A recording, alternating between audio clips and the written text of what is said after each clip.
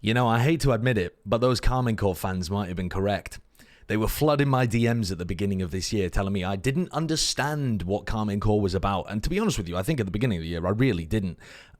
Now, at the end of the year, if there's two esports organizations that I think are doing things correct to push things forward in the space and actually unlock this mythical revenue model for being able to translate your fan base into sustainable money that comes in that you can use to feed the players, if you want to put it like that, the two names that come to mind are Karmine Corp and LOUD. And I know that the CEO of Global Esports has talked about LOUD as well, but I'd want to talk about them later on in the video. But I really do want to begin with Karmine Corp because there was an event recently that happened. It was last month, and it was KCX3, which is a big celebration of the year for Karmine Corp that gets all of their fans in the same place, 28,000 of them, the largest Valorant audience we've ever seen, bigger than the Japanese audiences in the last off-season, bigger than any of the Masters or Champions, and then also was playing Smash and playing Rocket League and all of the other games that Karmine Corp are invested in, and the fans just stuck around the entire time. So I want to start by showing you guys what the atmosphere is like, just to show you how different it is from most other esports events where, like, you know, someone would be attending, I'm just going to throw a name out there, like 100 Thieves watch party or something. Even these other orgs that are doing really well in the space, they just don't seem to tap into the fan culture like this. So let's take a little look to begin with. No, it's Moore. So why doesn't it say, you know, like Le Mur Bleu? Actually, that even sounds better, doesn't it? Le Mur Bleu. Dude, what the fuck? If I was security right now, I would actually be sweating. This looks prime time for, like, someone getting crushed in the middle of that.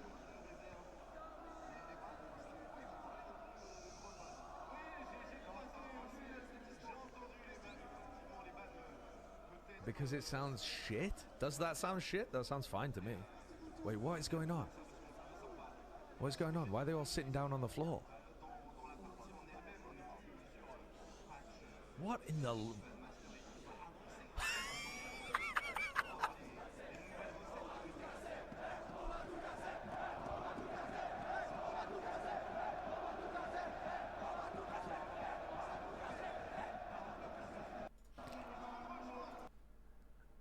The Karmine Corp has definitely tapped into French soccer culture, and specifically ultra culture, which is like when you're so deep into the soccer world that you're super ride or die for your team. It's an extremely heavy investment in your team that you just don't see. I mean, if you want to compare it again to the other largest crowds that we've had for Valorant specifically, those are the Japanese crowds that are much more like a tennis crowd rather than a football crowd. This is a very different experience. And I just want to show you another couple of clips as well, because I want to highlight again how we're going to talk a lot later on about the revenue side of things and the business side of things and the numbers and the stats. And I wanted to open the video by showing you the emotional side of it as well, of how these organizations are actually connecting to their fans and creating emotional situations that are so different. They really are. Yeah, they do all go silent very quickly as well.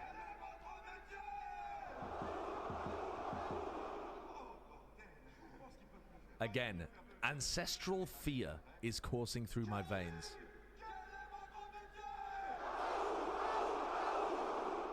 It's actually making me want to learn how to use a longbow to defend the shores.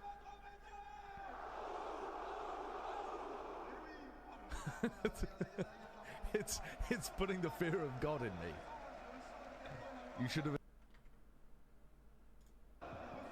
That looks fucking sick. That looks fucking sick. I don't know why this is happening. I don't know how this happened. What caused this? What caused this? I like the one guy facing the wrong way. There was a guy at the bottom. By the way, these clips that I'm showing you are mostly just during like tech pauses, right? When they're going from one game to the next, because like I said, this event was showing a range of different esports. This is not them celebrating having won an enormous trophy. These are show matches. This is just a coming together of like-minded fans to create an atmosphere that I've genuinely never seen before. But I do think there's another organization that's doing something similar, but mostly within the digital realm rather than the physical realm that you and I inhabit, the material plane, as Karmine Corp have done here. But just both incredible. So again, Karmine Corp and LOUD, we're going to talk about both of them today. But I want to start with Karmine Corp, and specifically, I want to bring up an article that I think was doing an excellent job of breaking down what Karmine Corp were up to during this event, which was KCX3. So it was written in French by Chloe Voitier, and it basically details the history of Karmine Corp and what they've been up to, and gives us some revenue and statistics and that kind of stuff for us to dig into. So really cool. A lot of the stuff that I'm going to be talking about, though, throughout this video has been Google translated. I haven't got it professionally translated from French or Portuguese, so we're just going to have to keep that in the back of our heads when it comes to some certain details that could be mistranslated, right?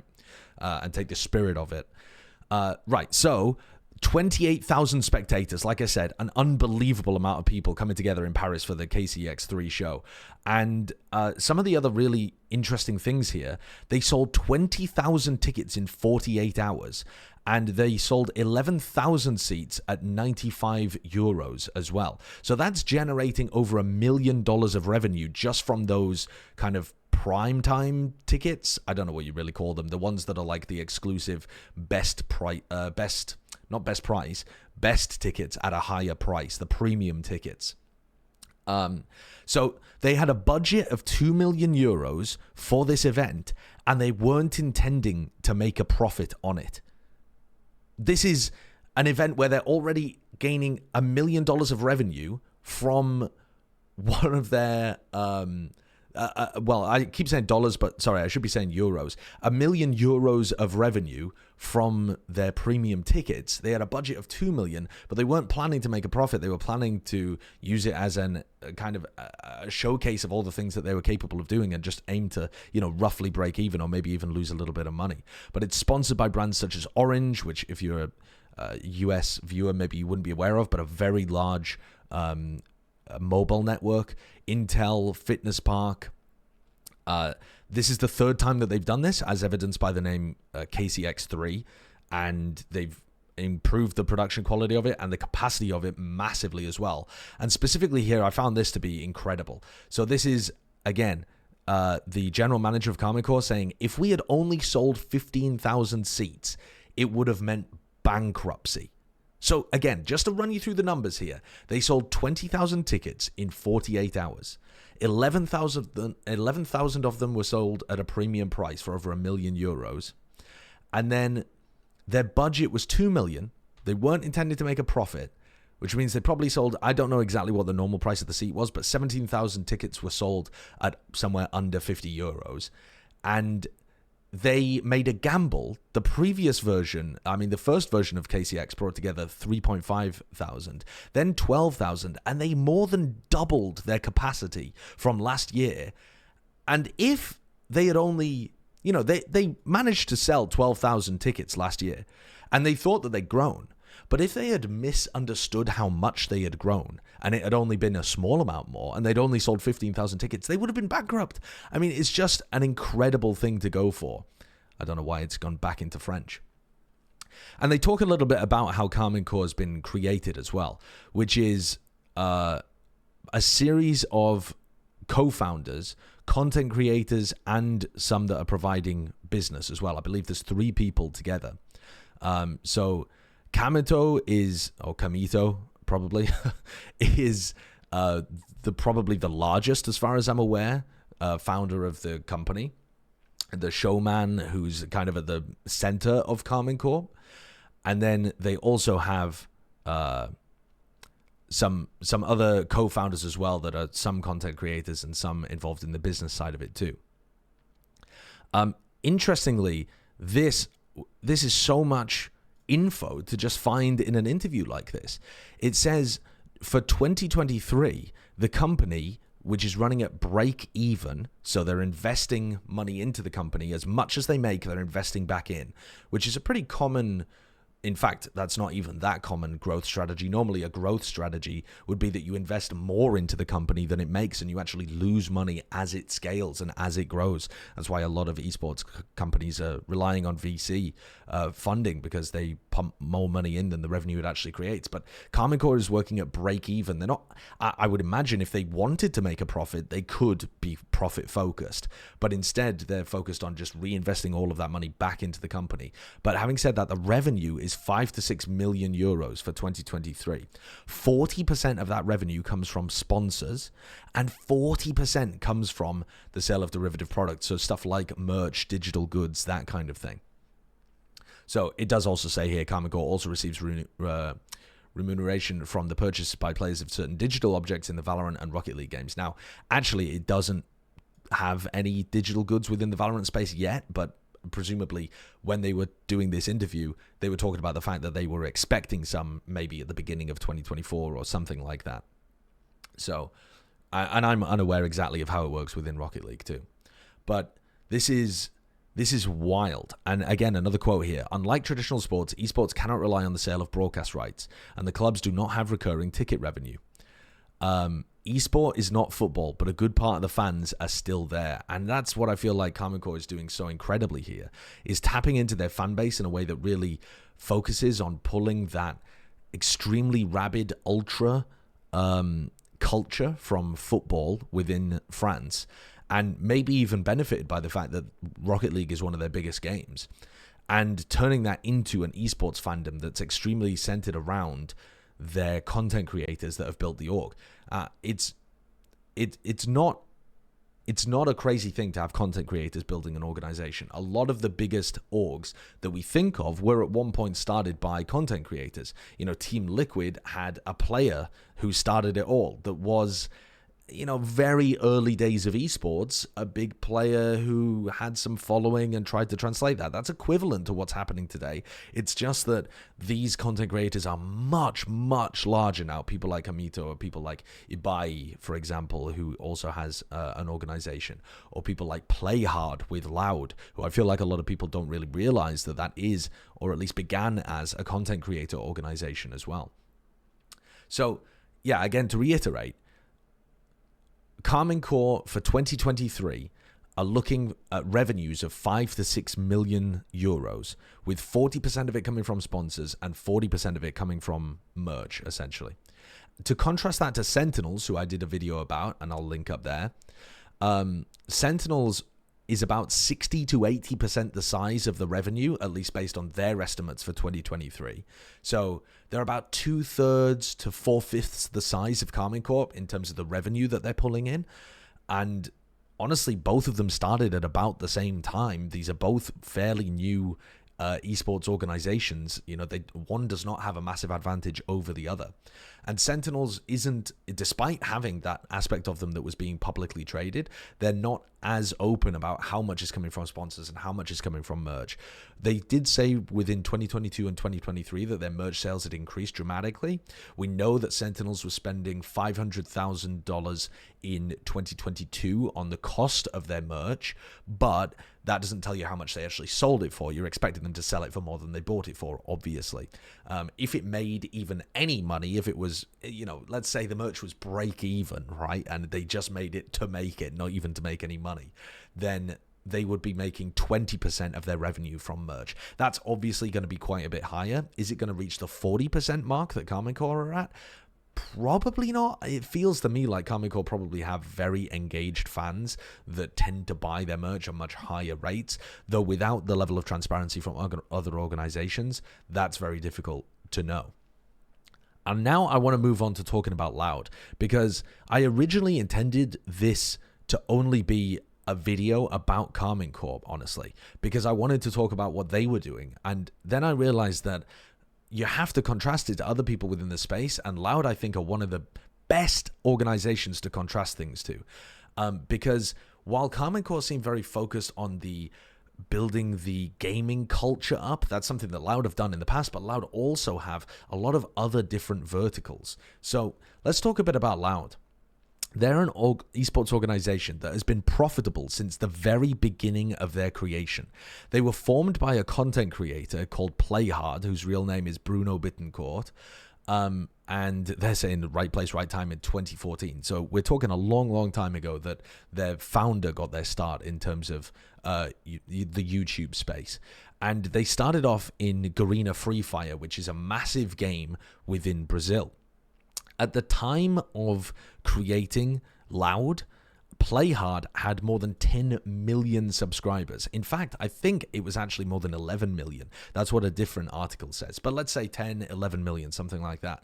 For reference, because I feel like these kind of things are difficult to wrap your head around, that's about half the size of Ninja. That's about the size of somebody like FaZe Tfue. That's way bigger than people like Disguised Toast or Ludwig or even Shroud in terms of their presence on YouTube. So this is an enormous, enormous content creator that probably me and you have not heard about particularly because we don't engage in Portuguese content, because we don't engage in Garena Free Fire or mobile content, right? These kind of people maybe don't interact with our circles as much, except for how they intersect with the esports pie. So this is nuts. So what they did was, what this guy did, Playhard, is that he combined with another two partners that were previously, they had the marketing and the corporate experience that they brought from working for a company called the Super Evil Mega Corp, which is the company that makes Vainglory, which is like I think it's like a mobile MOBA kind of game. Don't hold me to that, I'm not 100% sure.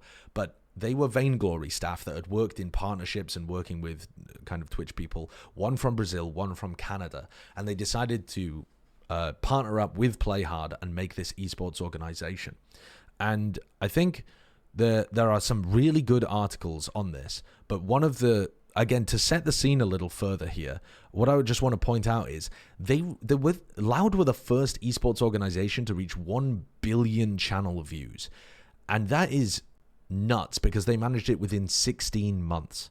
So yes, they had an enormous content creator behind them, but they managed to leverage that content creator into an alternate brand that wasn't directly via name value associated with him. You know, they created Loud, and of course Playhard is going to be building that up and adding other content creators in and that kind of stuff. But they had 1 billion views in 16 months. To give you guys some perspective on that, right? And I think this goes into more detail.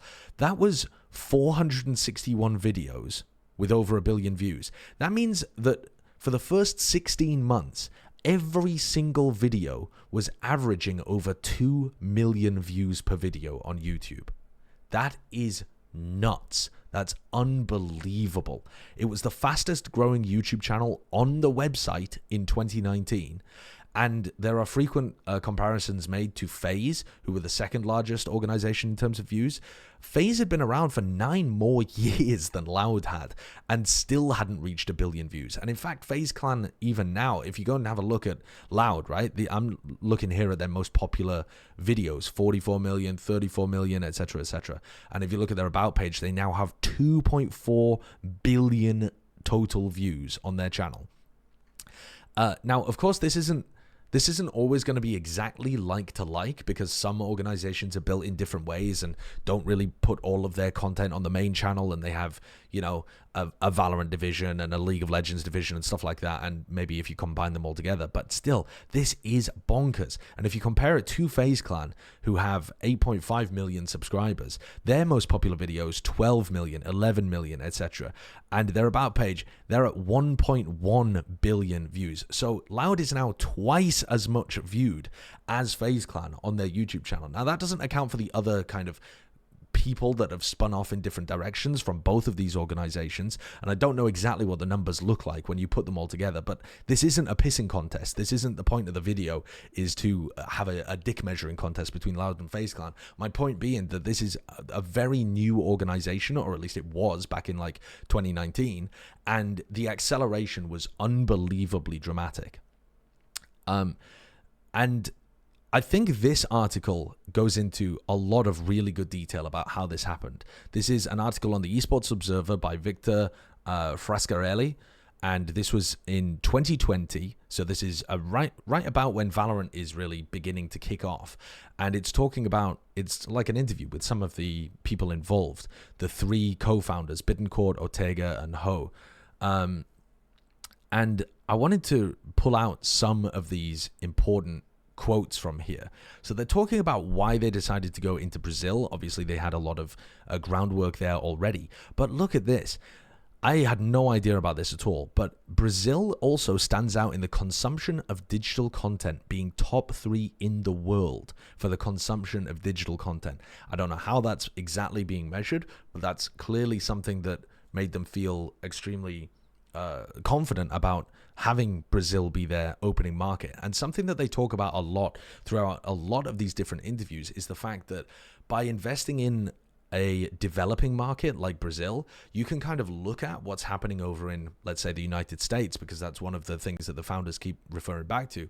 And they see some of the trends of things in Brazil happening in America a few years earlier. So whatever happens in the US, Brazil has its own version of that a few years later. And if you can get poised to capitalize on that and set yourself up in good spaces to like build that infrastructure or capitalize on the revenue streams that that's going to create, or, you know, the trends that become that are happening, it's almost like you get that glimpse into the future and you can then poise yourself perfectly to be able to capitalize on it. So they also highlight as well that this soccer culture. So one of the big things that Loud has done is try and take other things that the Brazilian demographic that they're aiming for is into and work that into their gaming. And the Brazilian demographic is somewhat interesting, actually. It's 2/3 roughly male, which is honestly not as heavily male as I would have expected, to be honest. And it's got 43.3% ages 18 to 24. So there are a lot of things there that you have similarities with. You have stuff like soccer, you have stuff like trap music they talk about, they have stuff like skateboarding. They have things that they can blend together that they know that their demographic is into, that they can kind of cross-promote and cross-pollinate and then cross-pollinate, and create different revenue verticals that tap into all of those different interests of their audience. And they also very heavily try and focus on YouTube content creation. Obviously, if they're the first organization to reach 1 billion views and have just been absolutely smashing it ever since then. Something that they talk about as well is other organizations only publishing great content once per month, whereas they were aiming to publish something every single day.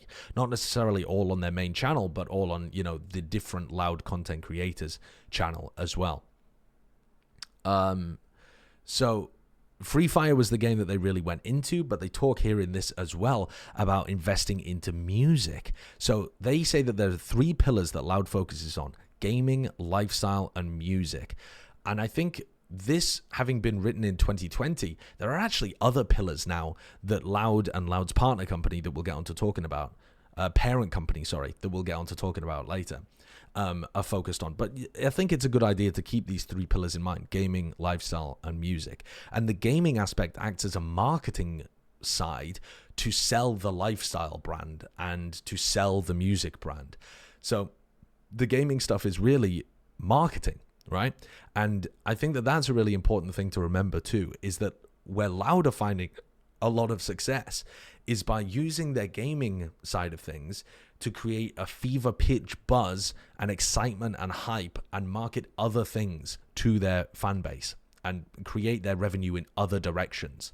And they'll lose money on specifically this small esports area, but the organization as a whole is profitable because they're able to diversify and use the eyeballs that they get and the attention and the brand value they get from the gaming side of it and the content side of it to sell other things and make money in other directions. One of those being music. They were really trying to tap into the music market and figure out how it worked and how they would be able to get value there, because when they made a bit of music, it popped the fuck off.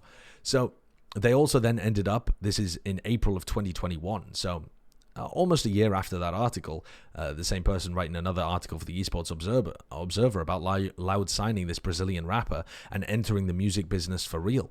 And this is where I was talking about the trap music genre on which Loud relied while building its identity. And this is them kind of looking at the fact that they're expecting this trend to increase. They feel like they're on the cutting edge of that kind of thing. They also partnered with a fashion brand in May of 2021 as well. And this isn't just as a, this isn't just Loud partners with a company to make their merch. They also have the partnership granting the stylist the role of creative director of all Loud apparel. So this is, a proper partnership, not just them paying a company to make merch for them. It is a partnership much more than that. And I think this is also another wonderful article by Adam Fitch, which was in August of 2021, talking about Loud. And Adam Fitch does some excellent journalist work. But the important thing that I wanted to really look at here is partly this quote: esports as a marketing tool. And I think that this is something that they're really heavily focused on, right? Is that they have been extremely focused on the idea of getting as many eyeballs as possible on the brand by making their own content through YouTube and not necessarily relying on the esports side of it. The eyeballs that a lot of people think of when they think of esports are the eyeballs of, I'm playing in a tournament and, it's Valorant Champions and there's 1 million people that have tuned in. But actually what Loud are doing is that, yes, that's some level of it, but they're making behind the scenes vlogs and they are really trying to tell the story of the players, and they're putting out videos very regularly, and they're using all of their different esports organizations and their different content creators to flesh out an enormous amount of content that isn't reliant on the developers and isn't reliant on getting deep. And so when they bring in sponsors, they're not just selling the sponsors against, hey, we're guaranteed to get X amount of watch hours by playing in VCT. They're saying, hey, we are making a shit ton of content, an unbelievably large amount of content with a huge amount of eyeballs on it. So the sponsorship opportunities for orgs like Loud are way, way higher than they would be for other orgs that are not doing that very well at all. And I'm sure you can all think of many organizations that fit the bill there where their content is just appalling, and frankly they rely on just being involved in the esports circuit as the majority of their eyeballs that they get on the scene, which on their products rather, for their sponsors, which doesn't make any sense. That's not going to be conducive to good sponsor relations either. So they talk a little bit here about how they were learning from TSM and learning from FaZe Clan. Remember that they are quite a young organization, really, considering that they started after the VC boom that happened in like 2017, 2017. So this is an organization, again, that hasn't really had to rely on large VC investment because they have just been profitable the entire time too. And here they also talk about the fact that there's Free Fire, football, CSGO, skateboarding, trap music. These are things that their demographic really resonates with. And think back to Karmine Corp, right?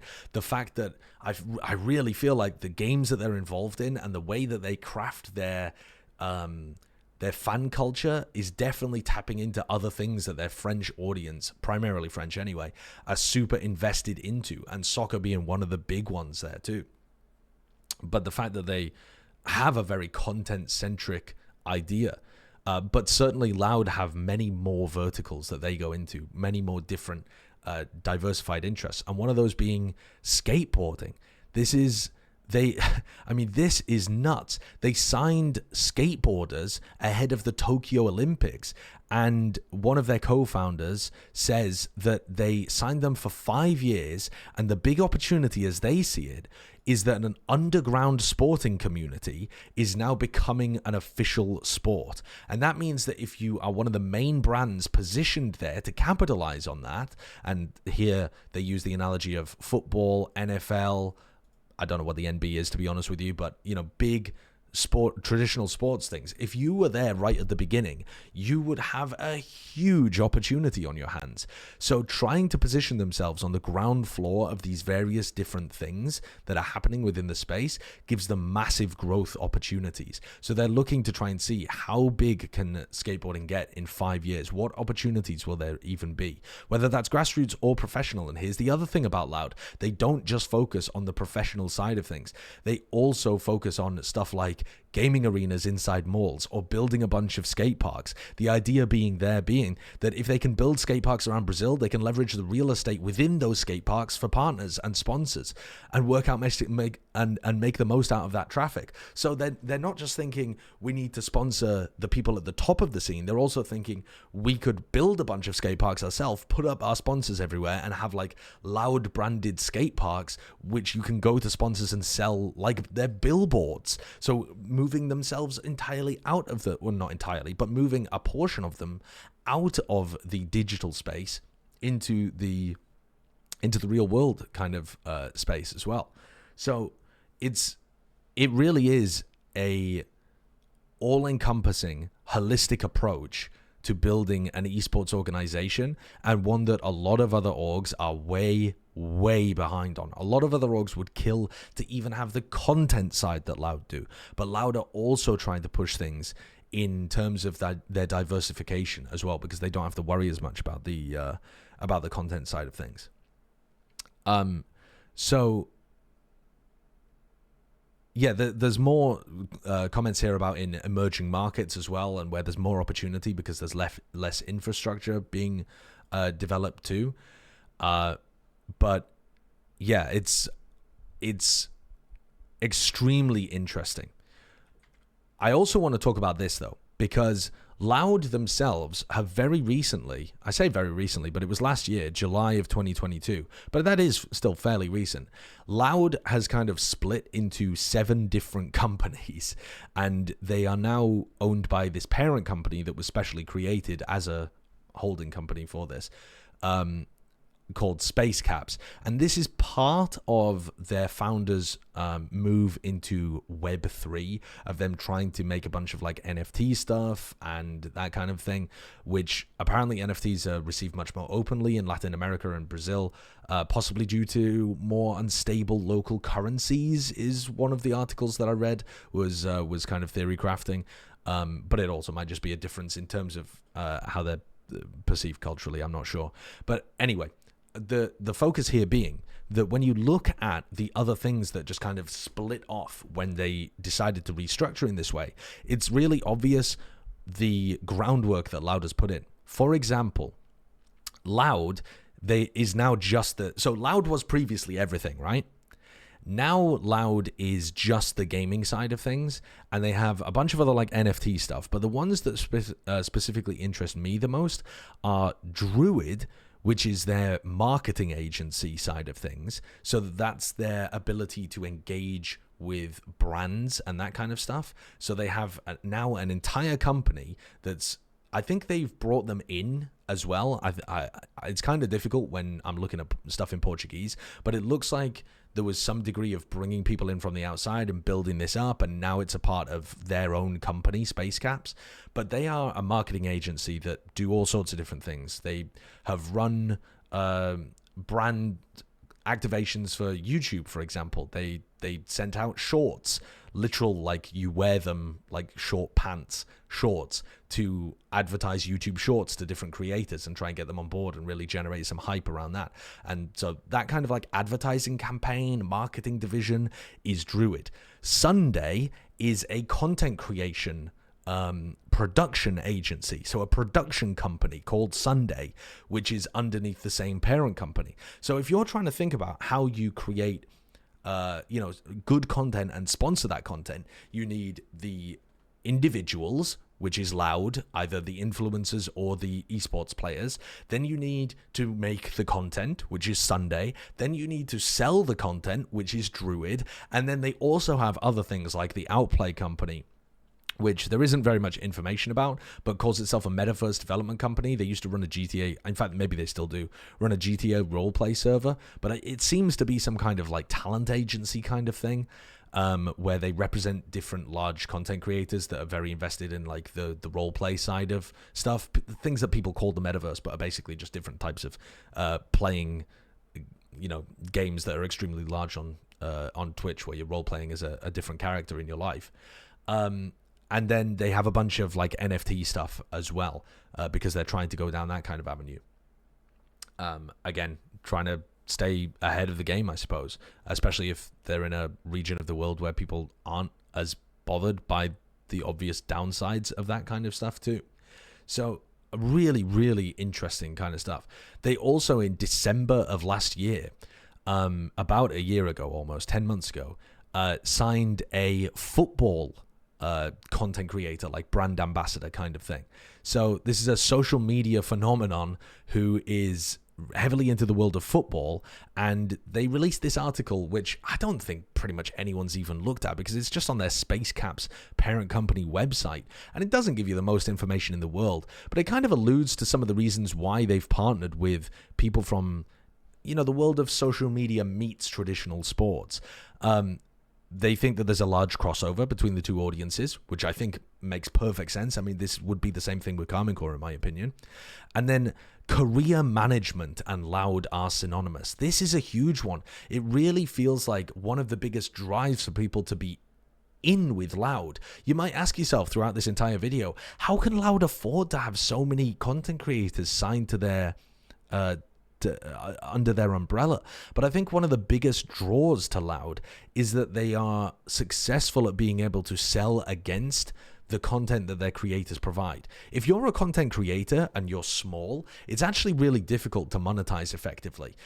When you talk to a brand, normally the brands want it to be as simple as possible. If you're a brand, let's say you're, I don't know, I'm going to use Coca-Cola as an example, right?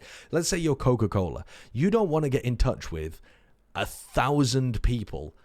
Well, I mean, maybe that would even be wrong, but let's say 100,000 people that have 1,000 subscribers on YouTube. That would just be, there would be no sense with that. It would cause a lot of headache. The engagement would not be particularly high, even if the overall amount of viewership towards the end was the same as working with a smaller number of really bigger content creators. The quality of the content is much more likely to be high as well. So usually what happens is when you're involved in content creation, you reach bigger brands who are willing to pay more if you can combine your resources together with other content creators, which is why you tend to see content creators come together in groups like Offline TV or OTK, or dude, I don't even know. I don't watch enough content to be able to even know that kind of shit. But like FaZe Clan originally is like a group of content creators and that kind of stuff as well. But content creators tend to group together because it's for the greater good as well. And especially if LOUD have built out a marketing division and a content creation division, it's going to be extremely valuable. Even if you're not paying the content creators very much money, you're providing them with a ton of value for growth, for extra revenue opportunities, for collaboration, for all sorts of stuff like that.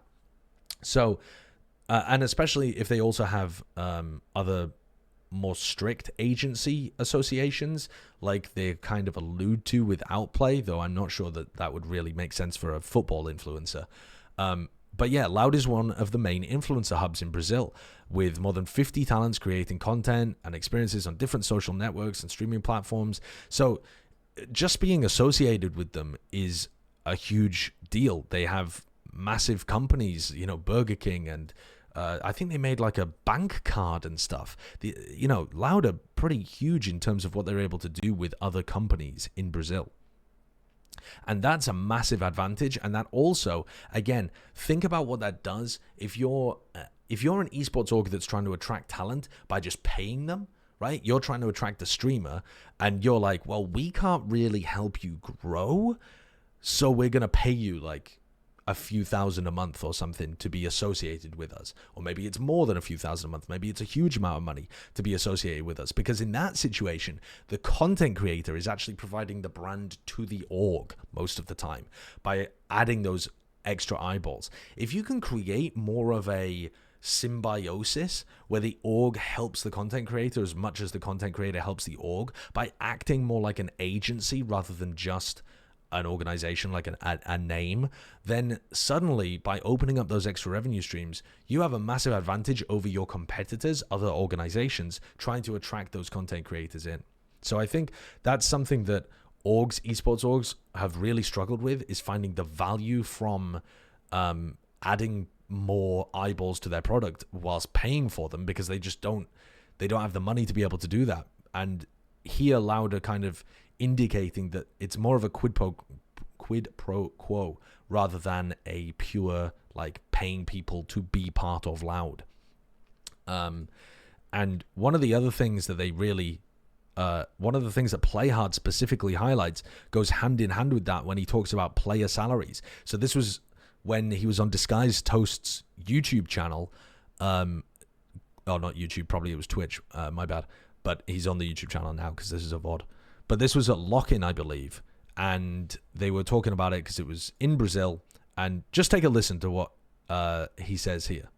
For us, especially in Brazil, we can't compete with those salaries. It's like crazy. We don't have like US dollars to match up to those offers. So for those players and other programs, we try to offer... Sorry, I think I've got it playing at 1.25 speed, and that's a little difficult to understand. So let me just dial that one back again. So I like that program, like selling players or something. Yeah, and for us, especially in Brazil, we can't compete with those salaries. It's like crazy. We don't have like US dollars to match up to those offers. So for those players and other programs, we try to offer another benefits for staying with us. You see the crowd, like the sponsors, the brands, the content. Players like that, they have to build their brands, not about like making money and like, you know. So like, because if you build your brand, and you can become a big streamer and you make more money with that. But like sometimes some players like... So I want to interrupt Disguised Toast here because I'm really focused on the LOUD perspective of this. But again, this is Play Hard. This is the content creator that began LOUD at the very beginning and has been running this extremely successful organization, saying that they can't, as LOUD Valorant, compete with the US team's salaries. So instead they try to offer other benefits. Stuff like, we'll be able to leverage really good sponsorship opportunities for you, and brand value. We'll build up your brand. We'll do a lot of content with you, and you will actually get pushed and try to set you up for longevity rather than just chasing the short-term bag. Is that always going to be the best case scenario for a player? No, maybe not. I mean, maybe they do end up undervaluing the players in terms of the actual salary that's being offered compared to the market. But they're also attracting people because they're where you go if you want to win in Brazil, because specifically within Valorant, it's like them, MIBR or Furia, and MIBR and Furia have not been winning anything. So LOUD are currently also relying on the other big benefit that they can offer you in Valorant is they have a history of winning. They know how to win, and they have other players that are there. That is actually super valuable for a player too. You often hear about the fact that the teams that are winning, that have a history and a culture of winning, don't have to spend as much on players because players want to join them. They don't want, you don't have to buy the best talent because they are already coming towards you because they know that's where you come if you want to win. So all in all, I think that this is super interesting from the perspective of Karmine Corp and LOUD, looking at the way in which both of these organizations have built themselves in order to start a kind of new wave within esports and look at both trying to very rapidly build a fan base, something that's got a fan base that has a voracious appetite for all of the content that you consume, and doing that by having a content creator or multiple content creators at the very head of it. And we're seeing other organizations like with Ibai or with Gentle Mates, who are 3 different content creators, I believe, that have come together in France to do what Karmine Corp have already started doing. And I think they're going to leave other organizations by the wayside. I think if there is some kind of esports winter market correction in esports, I think a lot of the orgs that are doing the old model of just pumping money into salaries and not making good content and not trying to really engage with their fan base, I think those are going to fall by the wayside. I think those are dead in the water compared to these kind of orgs that are doing things well. I don't know about doing things properly because we don't really know what direction is the best. But in terms of what they are doing it well. If you want to look at Karmine Corp, the way in which they've activated their fan base is spectacular. If you want to look at Loud, the way in which they've diversified and the way in which they've stayed profitable the entire time and the way in which they've built content and continue to be extremely popular throughout their entire duration, they are doing all of that extraordinarily well.